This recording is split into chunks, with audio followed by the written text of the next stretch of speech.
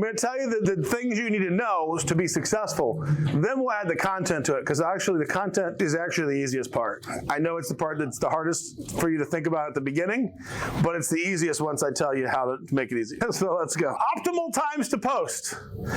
You can write this down. If you don't get it, you will get this. This will be a graphic that we will send you. So all the things that we think that will be hard to write down, we will send to you. So don't worry about it. Don't stress, and you'll get it soon. What time to post? Again, people disagree on this, and I'll tell you why. But what time to post on Facebook? Weekdays, 9 a.m. to 12 p.m. in the morning. Facebook. That's the optimal time. There are other times. Evenings also really great. Anybody know why evenings are great for Facebook? Especially for writers, especially for a women's audience. Anybody know? Kids are in bed. Kids are in bed. Not early evenings, not 5, like 8, 9, 10, 11. Huh. Because kids are in bed, you're laying in bed, and now you're on your phone playing Candy Crush.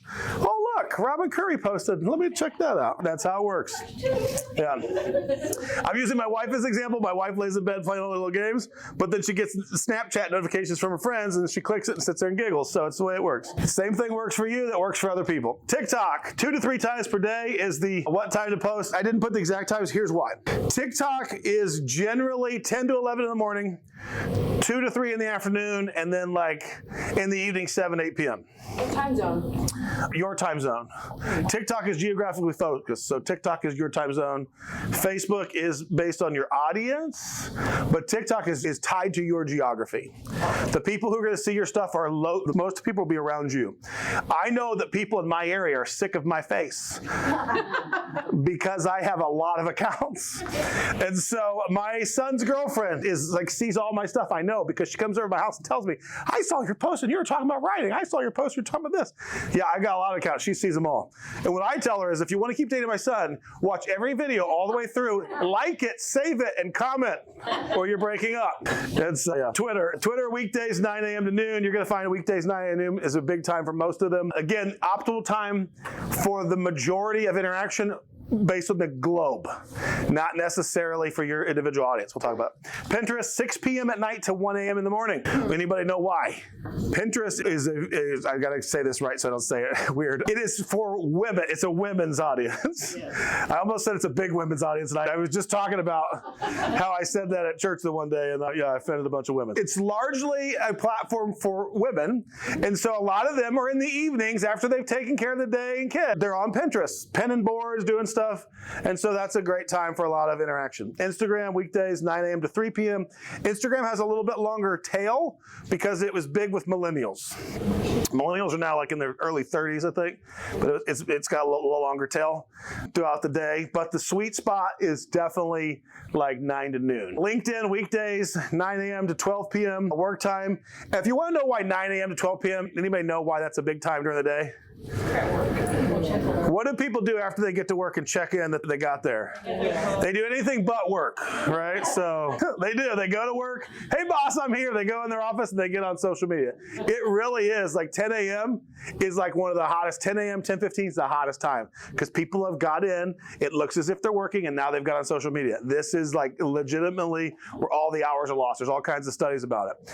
I put a lot of my social media posts at 10:15 a.m. and I get great interaction because people are bored. It's the same thing with students. Students get to school and then get on their phones.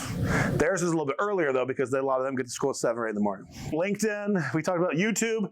Big thing with the YouTube, Thursdays and Fridays are a sweet spot because a lot of people, especially marketers, get on YouTube and they focus on getting stuff out beginning of the week because they want to have weekends, which means Thursday and Fridays are actually, if you're trying to break in for the first time, you might want to try Thursdays and Fridays for content between 12 p.m. and 3 p.m.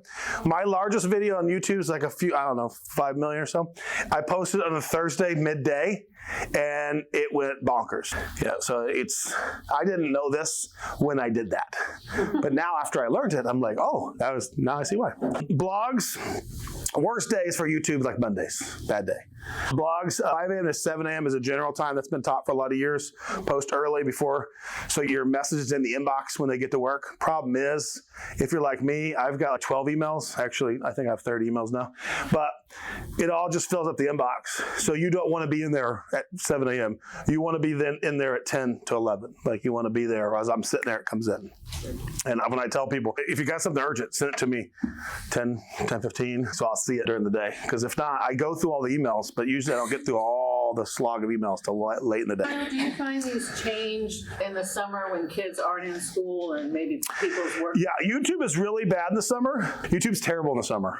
So it's never a good time to grow your account on YouTube in the summer. It's like the worst time. And because YouTube, people are out going about, and a lot of the social medias take a dip in the summer, except for TikTok, because people want to show their summer off. And Instagram and TikTok actually have a really good steady time. But other than that, they all take a summer dip. And we're going into the fall. So you got to think, if you have an audience on the other part of the world below us, Southern Hemisphere, theirs is flipped. So when we have a great interaction here, theirs can flip opposite ours. So just be aware. I don't know if that affects a lot of you, but if you have an Australian audience, just remember theirs seasons are opposite ours. So anybody have an Australian audience? Some authors do because they're English speaking. And then it's a blog. Does that all make sense? You guys got that? Next, how often to post? You're not going to. Facebook, 1 to 2 times per day is optimal. TikTok, 2 to 3 times per day. Twitter, 15 to 23 tweets per day is optimal. This optimal means middle of the road, not the best. Is that unique tweets or is that like also engaging? Unique tweets engaging, because if you're tweeting somebody's tweet, retweeting, so yeah, I think that would count. Yeah. I'll give you a strategy for Twitter a little bit. Pinterest, 10 to 25 pins per day. This is from Pinterest, the bosses, the CEO. And they are pushing, Pinterest for the last few years has been pushing new pins. They don't want repins. They don't want your pins put back out. They want new pins. They're pushing new pins. So 10 to 25 pins per day, that is from the CEO. You're going to get the best engagement on Pinterest at 10 to 25. And really, it's more than 25. But 25 is the minimum you want if you want to really grow on Pinterest. That's a lot of pins, but there are easier ways to do it. Instagram, 1 to 2 per day. You can do less than all these. I know this is scary. I'm giving you like the middle of the range optimal, but the people who want high growth do more than this. LinkedIn, 1 per day. YouTube, 1 time per week. Blog, 2 to 3 times per week. You guys can all take a deep breath. It's not as, I'm going to tell you how to do all this. Yeah. You can intermix reels as opposed to... Yeah, the post for all these would be any kind of post.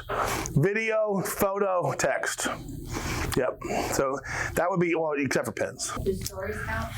Stories count. Stories count. Yeah, stories count. Stories have less interaction because they go away. That's the only problem with story. I think I would rather take the time to create a reel versus a story. The reel stays, the story goes away. Is any questions? Who's this daunting for? It's okay. It is for me too. I'm sorry. Yeah, go ahead. When does the algorithm start kicking in on something? The moment you post it. Yeah. Are they looking for the? I was told that the YouTube, you do it once a week. If you blast it and do all of your YouTube, that's not what they're consistency over the. Consistency is always key for all of it. The thing is, there's so many rumors. So YouTube, the CEO YouTube is everybody. He's rebranded everything because of TikTok. YouTube has had a complete renovation of who they are. Facebook, everyone, because of TikTok. TikTok is changing the game for every single company. So they have all come out to tell you what the new focus of their company is.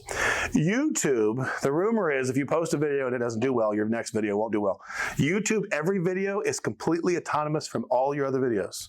If one of your video bombs, doesn't mean anything about your other video. So it's all about that video's performance. And so that's why YouTube, if you want to go on YouTube and you had a bad video, you think, oh, no one cares about me, it has nothing to do. Every video is autonomous. And so if you build a following, your subscribers will get a chance, they'll get notified about your video. But it doesn't necessarily determine the success of your next video. They're individual.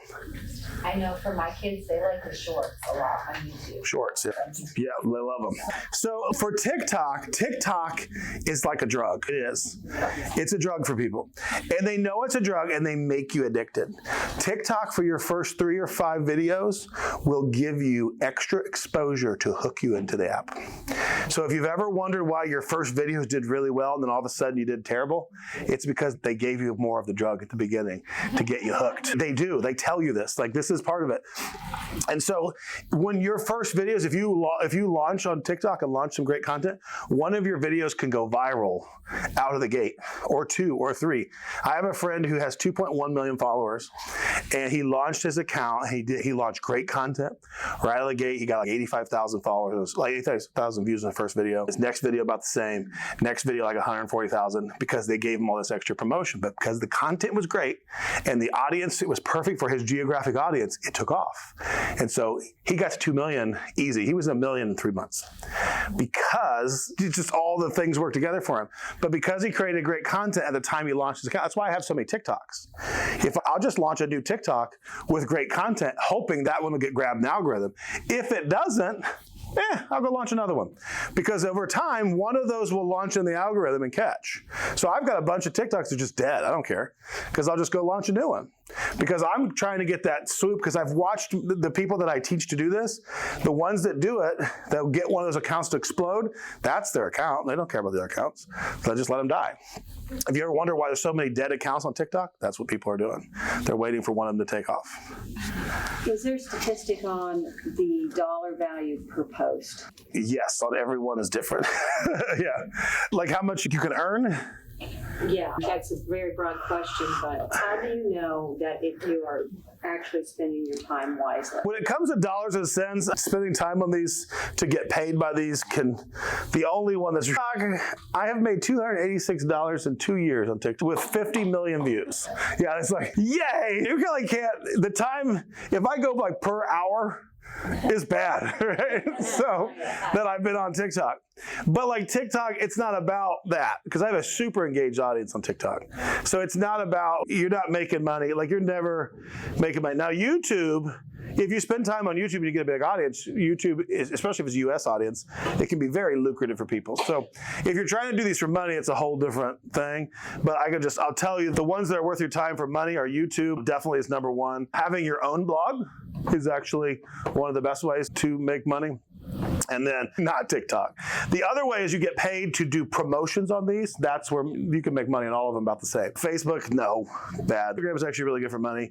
I will tell you this, Bethany gets, like Serious Writer, gets offers all the time to promote jewelry. And I know it's not me because it's women's jewelry. Even though my face is on it the most. I just told Bethany on the way here, I was like, hey, you might want to respond to these people. They keep DMing us.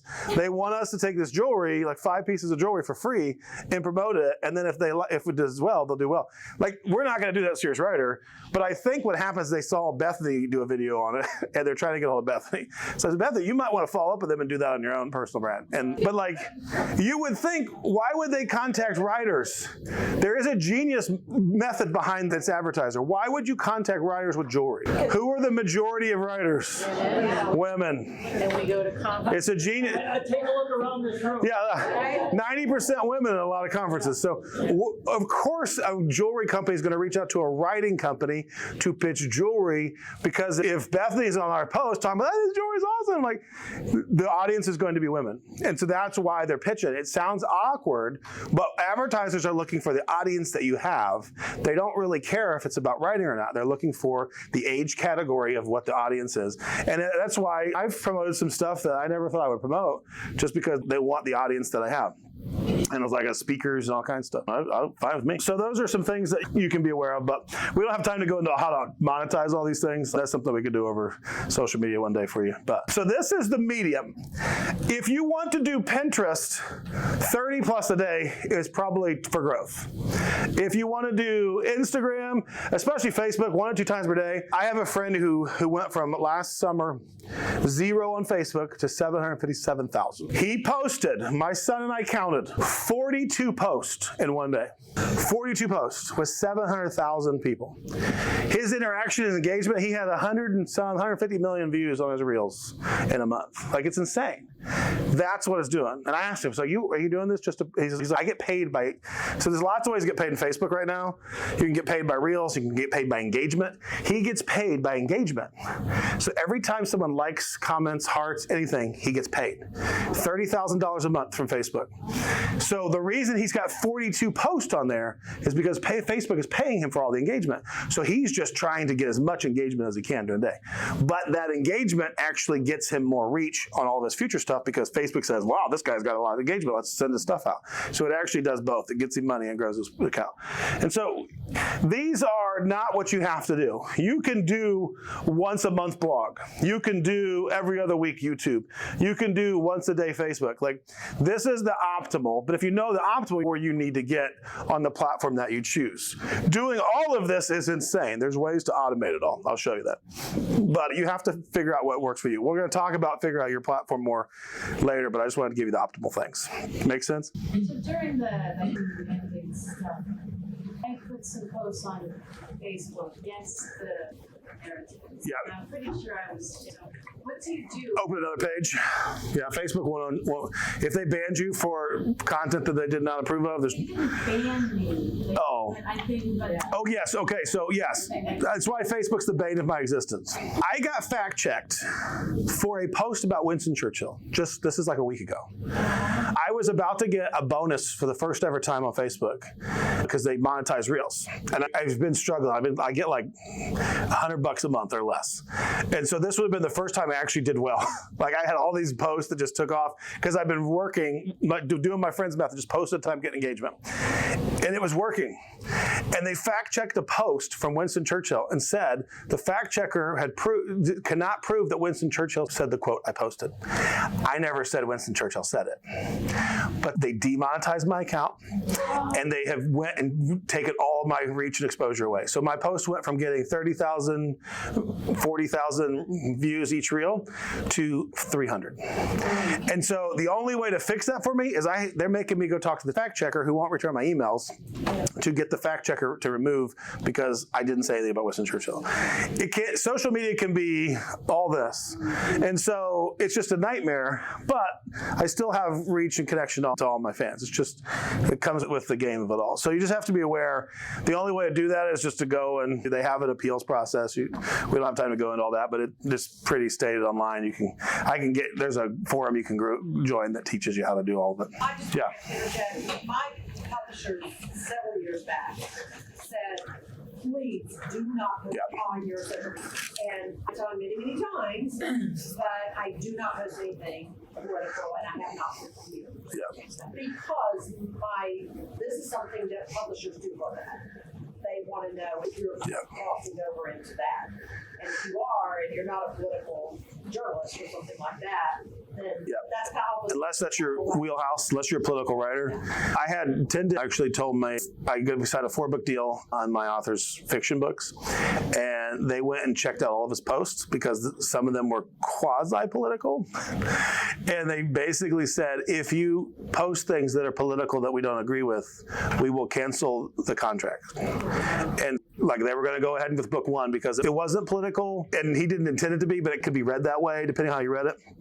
And so I had to call my author and say, we got a really nice 4-book deal for you, but if you post political stuff, they will cancel that. You'll only have 1 book. They'll cancel the rest of the contract. He has not posted anything even close to political stuff, and now he's on his 6th or 7th book with them. So it is that important to stay away from the. I don't know what's happening. Like you said, they revamped everything. The way to shadow banning is actually not a thing on most platforms. It's a rumor created by social media. You're not actually shadow banned on TikTok. People think they are. The way to see is just create a bunch of posts for 30 days, just constantly be posting, and you can bust through that ceiling. A lot of times the account's just stagnant, and you have to bust through it. That's what I do when my account gets stagnant. If I take some time off, and then it's a month I haven't posted, I'll just post a bunch of stuff, and eventually one will hit, and then it'll restart the account. So that's just push through it. I have a question. I started out on Facebook and TikTok, just my own personal account. I switched I said TikTok, I meant Instagram. I switched my Instagram to business. Should I have just started a new one? When should you make your private and You never want to, okay, so if you have an account that's private, it should be really just for your family and friends, but you shouldn't be really posting anything that's business related on it because it's not going to get seen by anyone. Your public post, depending on the platform, is whether it should be a professional account, creator account, business account. That changes all the time. If we get questions about that, it's probably better for us to answer on like social media, just talk about the difference of it, because it's really going to be dependent on you and platform. If I'm trying to sell a product, I can switch to business account on Instagram so I can have a link. I think it's Instagram, or no, it might be TikTok. If I go to TikTok, I can put my link in my bio on a business account. I can't on a creator account unless I have over 1,000 followers or 10,000 followers. So you just have to know what you get with each account. And so some people will create a video on TikTok as a creator because you seem to get better growth as a creator. They'll create a video where they're talking about their product. They'll switch it right before they release the video to business so they can put a link in their bio, link the book, leave it business account until the post starts dying down from traction, flip it back to creator and keep going. That's the kind of nuances that once you learn your platform and spend time on your platform, and we're not going to get into all those things. Those are like advanced level strategies. But if you have questions like that, we'll write those things down and we'll do videos for you and show you how to do some of those things after the course. One thing that you just said, I just want to clarify. So if you have an Instagram link with a business account, you can put a link in there? I'd have to look. I think it's TikTok for sure that you get the link. I'd have to look on Instagram. Do you know? Because You get one link in your bio no matter what. If you're On Instagram, yeah. on Instagram, yeah. It's dependent on platform. I don't switch my Instagram account. I just leave it on professional. Yeah. when I did it in, like in the business one, they let me put a link in there. But then when I did it in my other one, No link. there, but you couldn't click on it. Oh, yeah. That's So it might be that to make it clickable under a certain size. Everything changes for each platform on 1,000 followers, 10,000 followers, 100,000 followers. The more followers you have, the more you get exposure to. Like on TikTok, I can stream from my PC, but only creators over 100,000 can stream from their PC. You can stream live, but you can't do live for your PC. And then what they do is they give it to the biggest creators first, and then there's creators that have access to things I don't have access to. And I've got almost 300,000 followers. But there's people that I'm friends with that have all this cool stuff. I'm like, when do we get it? They can put links on the TikTok videos. I can't do that because they try this beta stuff with their biggest and they want to work its way down. Like I can do 15-minute videos on TikTok. Most people can't. And so that's where TikTok is just becoming YouTube. And so let me get through these posting methods. If you have more questions, write them down. We'll hit them at the end because this can be a whirlwind of information for you. So these are the growth strategies that you can use on any platform. And generally what now is happening is TikTok is driving how every other algorithm works. Every company is trying to mimic the TikTok algorithm on everything they're doing. YouTube now has shorts. Facebook now has Reels. Instagram has Reels. Everybody has TikTok in their program. Twitter has video. Now Twitter did shorts and then I think gave up. And now they just have video. And so everybody's been trying to compete with TikTok because TikTok is they got the secret sauce right now. And so whatever I'm teaching you, it works on TikTok and the other platforms. The algorithms are a little bit different and you just have to learn the nuances as you go. But they all pretty much work the same way. We'll talk about that. But I want to tell you the posting methods and then we'll talk about how to make it work for you. The first one is a reposting method. Once you have good content, later you post it again. If you've ever watched any videos online and you've seen it before and then you see another creator post the same video, but for some reason that looks a little bit different because the person's facing the other way, all they're doing is downloading someone else's content and changing the video. They're mirroring the video, posting it because it confuses the algorithm. Because it's hard to post the exact same content again because the computer algorithm will see it as spam. So what they do is they flip the video. You don't necessarily need to flip your video, but you can repost content. You just need to re-upload it and you change the sound that's underneath the video. You change the text that's on the video. You change the caption and you can re-upload the video. This worked very successfully about a year and a half ago.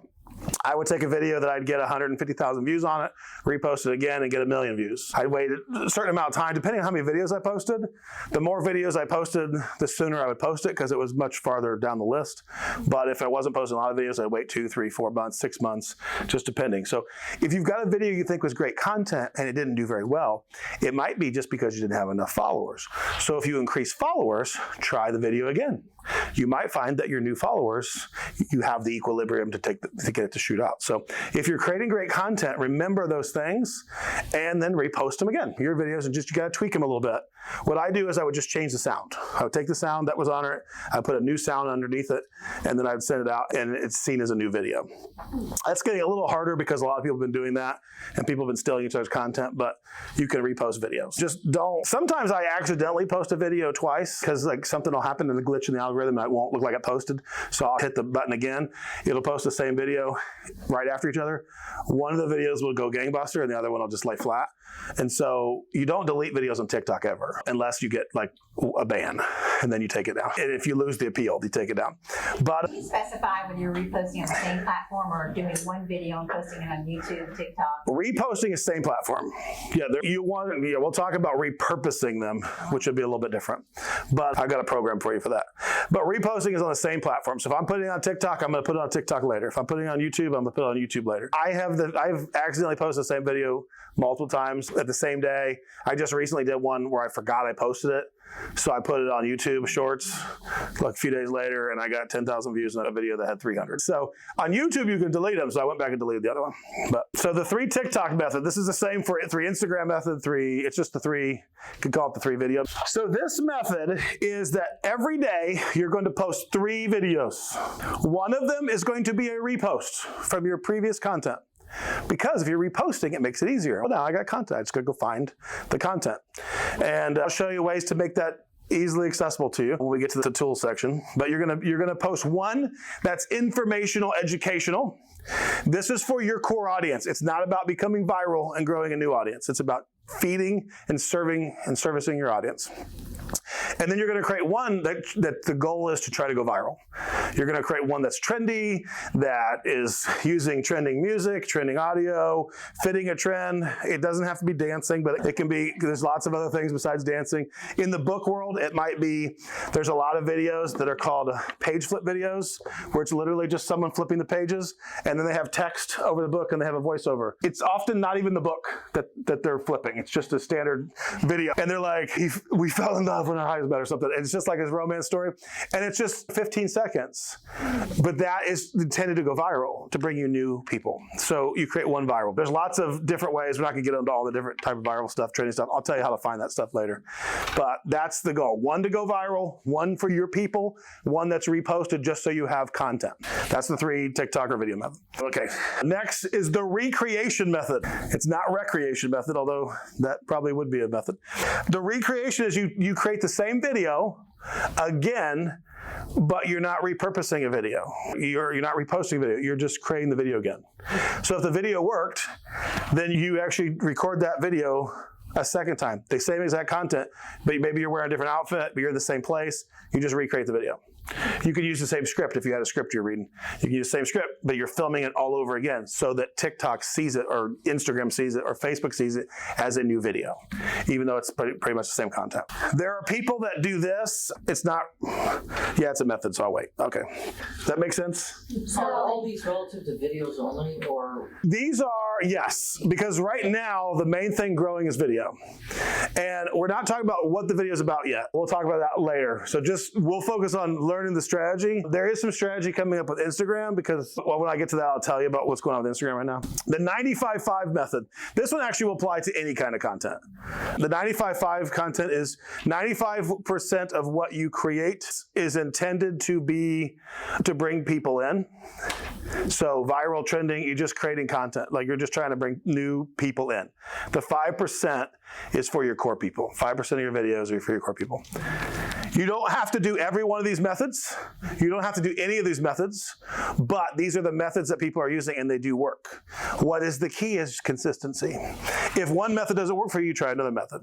I'm sorry, yeah. what did you say the 5% is? The 5% is you're servicing your core audience. So if I'm writing, let's just say, if I'm writing Revolutionary War history, I might just create 95% history or war history, but my 5% will be my core Revolutionary War stuff, the one I want to do. So I'm just trying to bring people who love history, war history in.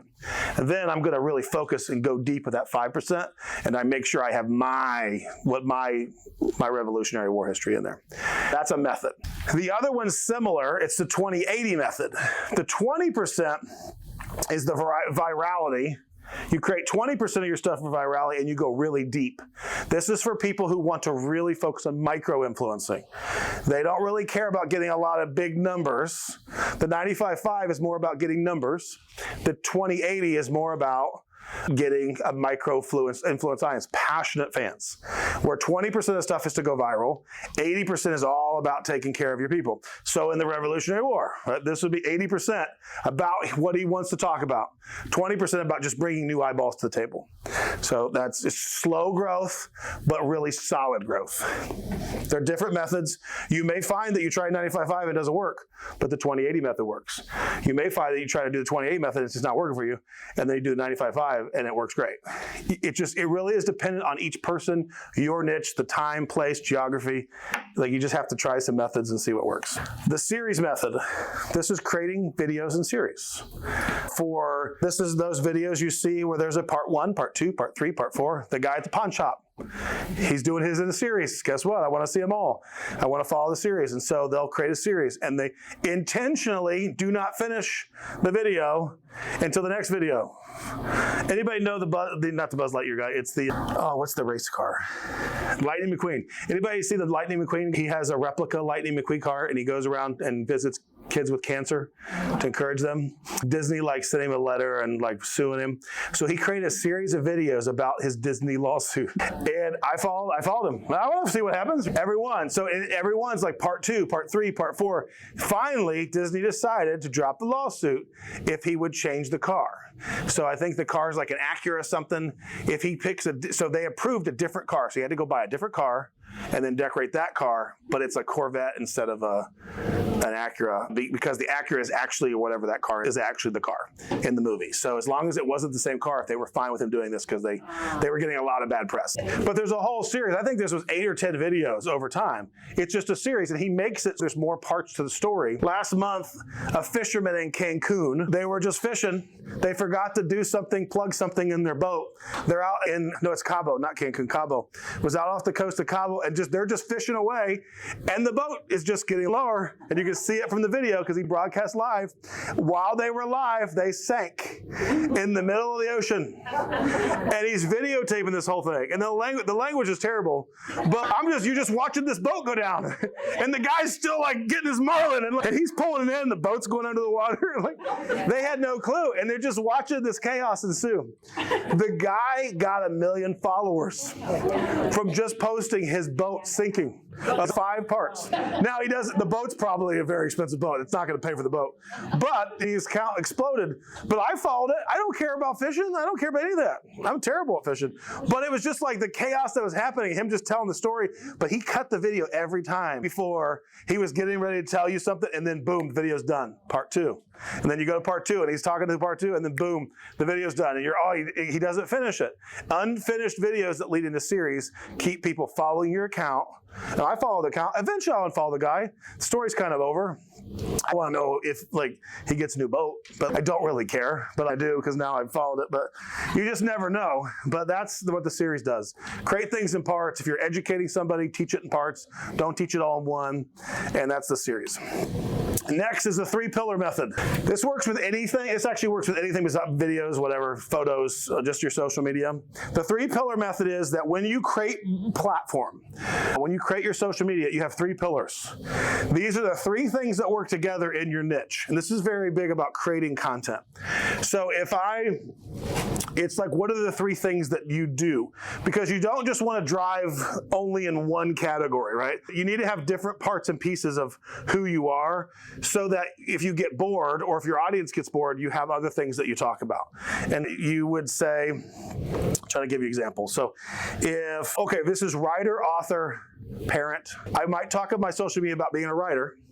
I might talk about the process of getting published, and I might teach people how to be a writer. I might talk about my life as a writer, and then I might just talk about my life. Those are my 3 pillars. I can create content about all 3 on the same page because they're all about my life. That's different content each week. And so the 3-pillar method is you have 3 different parts of who you are on social media, and every week you create 2 videos for each part. So I might create 2 videos a week about being an author who's a parent. I might create 2 videos about writing, just about writing. I might create 2 videos about book reviews. Right? If maybe that's one of my pillars, is I do book reviews. I might create about my journey to get published. And so whatever the parts of your pillars are, each week it focuses what you create content about.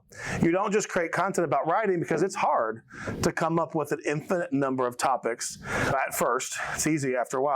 But the 3 pillars is you have 3 different pieces of what you put on there, and every week just come up with 2 videos and then put them everywhere. And so you just have to figure out what that means for you. Everybody is different. Revolutionary War, any other type of history that you like? Associated somewhat with Revolutionary War? Associated with Revolutionary? Yeah. We got the, yes, let's just say yes. We got, after the Revolutionary War, you had the constitutional issues. Okay, so that'd be a piece of it. Right. And then before the Revolutionary War in North Carolina and South Carolina, you had an uprising that happened about 5 to 6 years before the Revolutionary War that kind of played into. Okay, so that would be 3 things closely related, but are all different pillars. You could create something about what was going on in North Carolina, 2 videos a week, 2 videos a week about the Revolutionary War. So a ton of videos can be created about that. And then the constitutional crisis after the Revolutionary War, they create content about that. That's the 3 pillars.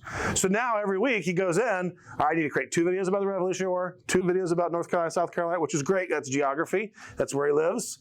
And then create about the constitutional crisis. So now instead of wondering what you can create, you know what you're creating easily because you have 3 different pillars of what your business is. Like Eva writes fiction, she coaches, she does word weaver. Ava's got a lot of pillars. She's got to figure out which ones you want because you can go too broad. You can go too broad. So like Eva might need like one that she focuses on the word weaver side of what she does and pillars there. And then that might be where the coaching goes. And then the other one's more about the writing. So you may have to create different platforms based on if you do a lot of things.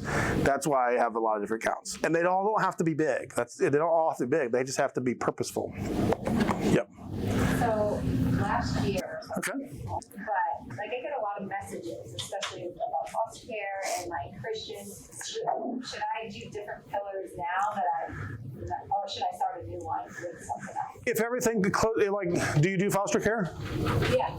So you could do foster care as a pillar, your life as a foster care parent, that's another pillar. Those videos are different. They're similar, but they're symbiotic, but they're different. And then you could find, if you're active, like my sister's very active in like governmental law changes in our state based on the stuff that she's passionate about. So you can have a whole pillar about like fighting for advocacy, state advocacy, or law changes to benefit like foster children. That could be a whole different pillar. So every week you create 2 videos about that. You create 2 videos about your life as a foster parent, and then you create just about fostering.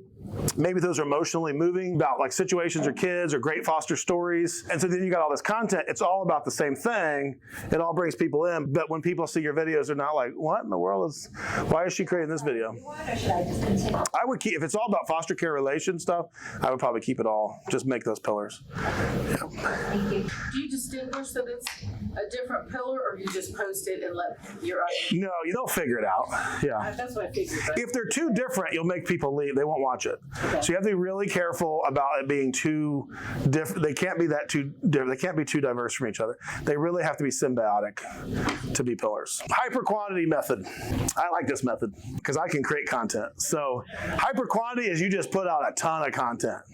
You just put it out. By the quantity, you're not worried about the quantity, you're worried about what some of those will hit the algorithm and go, and that's all that matters. So you don't really care. It's hyper quantity. You're just creating, posting, and you're letting the algorithm do all the work for you. That means you have videos that just are dead, and you have videos that will take off. It has good and bad results. So all of these have good and bad results depending on how you use it. But the hyper quantity method is you're just creating a ton of content and putting it out there. And the opposite of that is the hyper quality method. That means your videos are painstakingly created.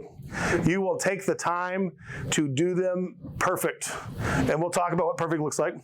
And you will do that, and you'll release less content, but less is more for you. You can do, I know people who do hyper quality. They post once every in a while. There's a guy that a friend of mine showed me. The guy only posts videos like every couple months, but the video will go 5-10 million views. Like, they're massive because they're so interesting, but they take a ton of time to create. And so if you're doing hyper quality, you're spending a lot of time crafting this video, making it perfect, testing it, trying it. Hyper quality can work sometimes even better than hyper quantity, but you have to be able to invest that kind of time in it. So if you're a kind of person you'd rather focus on the quality, hyper quality might be you. Do less is more. If you can create content and that's not a problem, and you don't really care if it's quality, and you just want to put a ton of it out there and let the algorithm work, then do hyper quantity. They all work. I have tried all of these methods, and they do all work. And so I bounce around between methods and try them out because that's what I do. But they all do work. And the next is a 3-for-1 method. This one is pretty simple. 3-for-1, you create 3 videos about the same thing in 3 different ways. So this is repurposing your video, like recreating your video, where you take an old video and just recreate it. The 3-for-1 is you create those all up front. I will do the exact same video content 3 times in the same session. I might do one inside, where I'll say, what's a recent video we did? Oh, I did a video on Serious Writer, my least favorite thing as an agent, and I did one, my favorite thing as an agent. So I would do the least favorite thing as an agent at my desk, say the video, and I would do that. Then I would go outside, do it by a tree, do the exact same content, and then I would go somewhere else. Maybe I'll go in my car. A lot of people like to do video calls. I'll go sit in my car. I'll say the exact same content. Now, I don't read scripts, so mine will be always different because I'm me. But if you read a script, you can take a script and read the script in 3 different locations. The algorithm sees 3 different videos. You may find out the algorithm will push content in front of you with you in front of a tree and not in a car.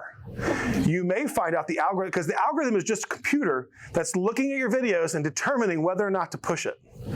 And so that's how it works. So they may connect Renee Kennedy to the car, whether she likes it or not, right? She might, well, I want to sit in my house and do it. You don't get to. The algorithm likes your car. So that's just the way it works. If you've ever noticed why somebody's always recording a video in their parked car, it's because that's what the algorithm is grabbing.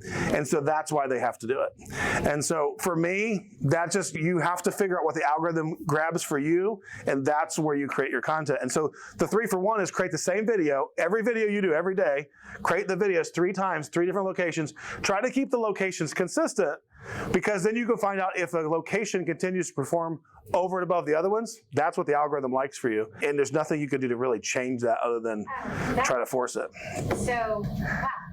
Mechanical? Webcam, all fixed, and you're saying that could even be the problem. Yeah. Wow. I just want to confirm, doesn't I add him on TikTok and Instagram? He always wears this blue cardigan. He's for it.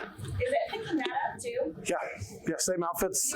Every video. So my son and I have a joke. It's I don't think it's really a joke. It's actually true. If my face is in the video, it will perform better. It just does. And it's not because I'm like super beautiful or whatever.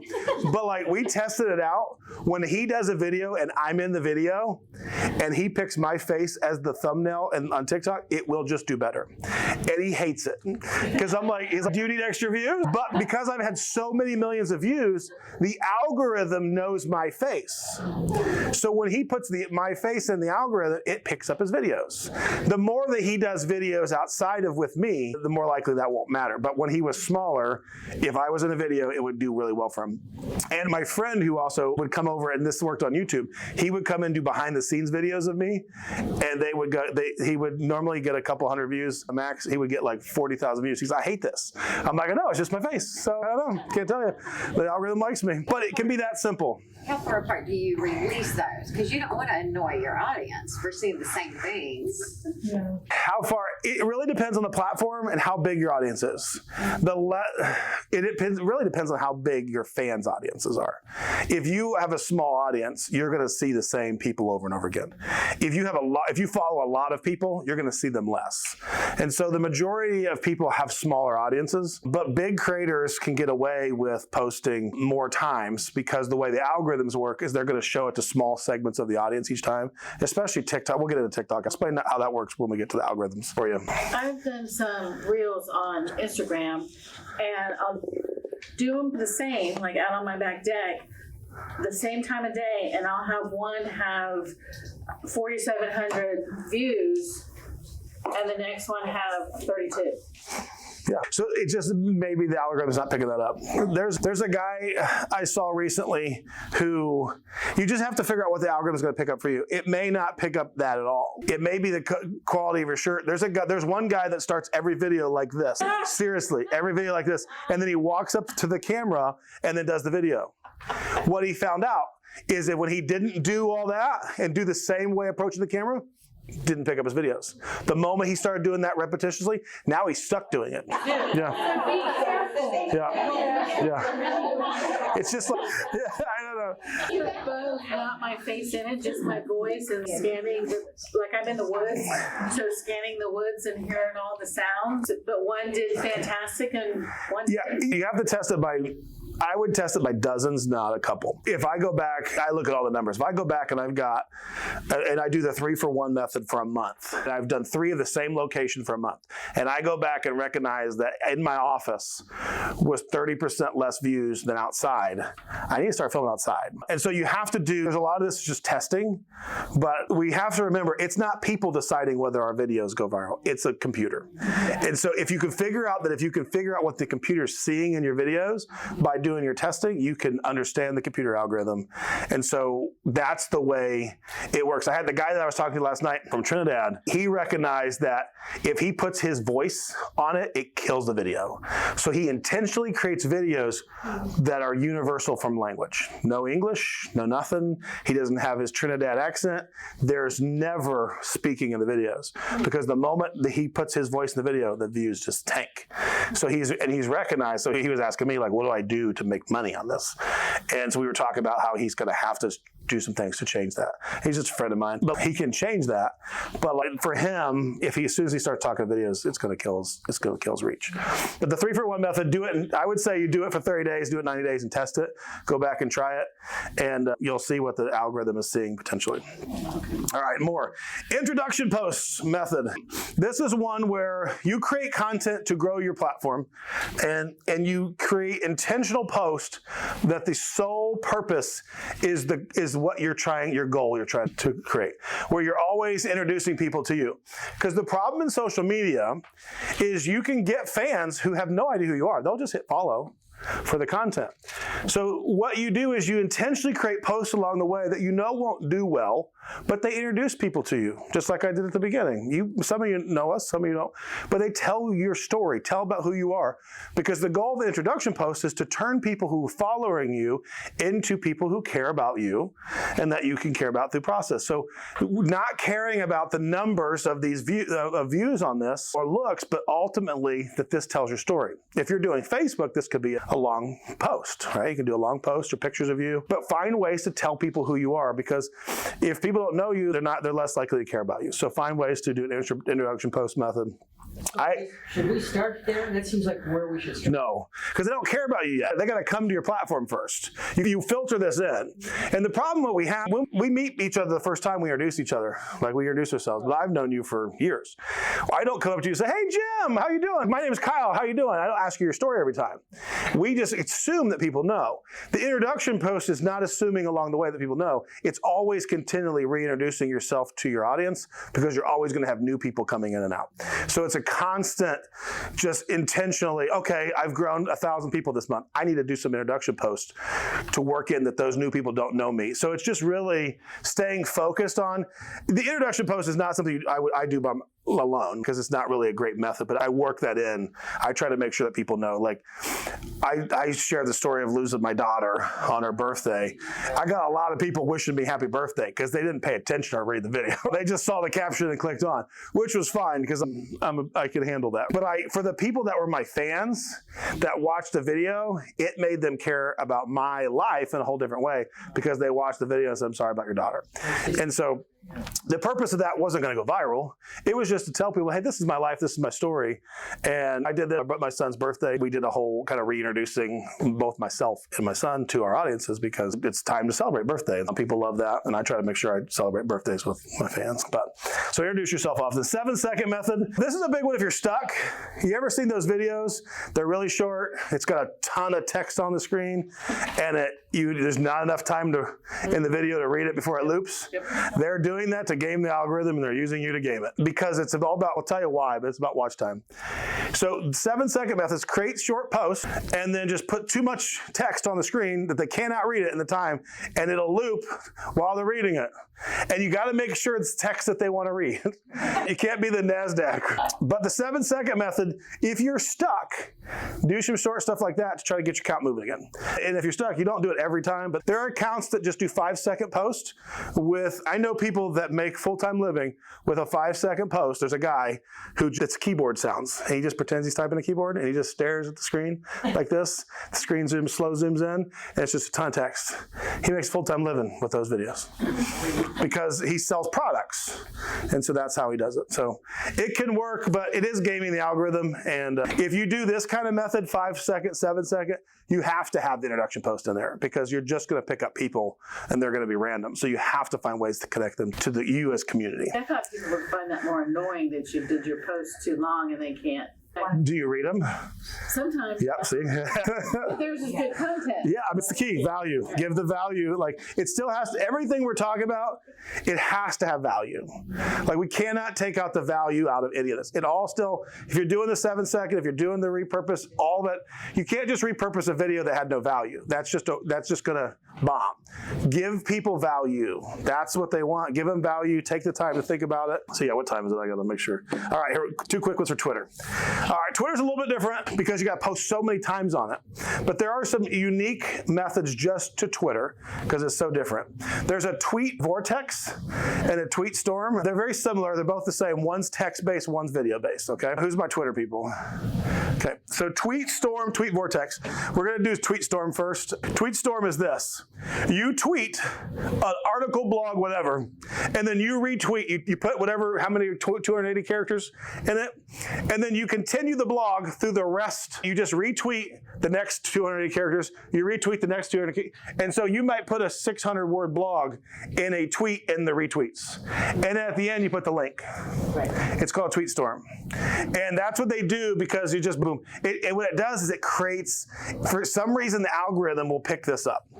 And so people will see parts and then they'll go back to read the parts that they missed. And so it's called a tweet storm. It's the name that they've created for it. Yep. Are you threading it, is what you're saying? Like, yeah, you create a thread. You retweet your own tweet and make a thread. And so you just keep the thread going. And you can do blog posts this way. You can do long conversations this way, thoughts. Tweet storm is that. Tweet vortex is the same thing, but do video. And you just keep putting the video pieces. So you're not just hitting the plus sign to continue the text? No, you retweet it. You're retweeting it and adding. I'll do the tweet vortex, but I know the method. I know people that do the method. I just don't spend time on Twitter. I'm trying to, but Twitter, there are writers on Twitter, but it's mainly the business side of the industry.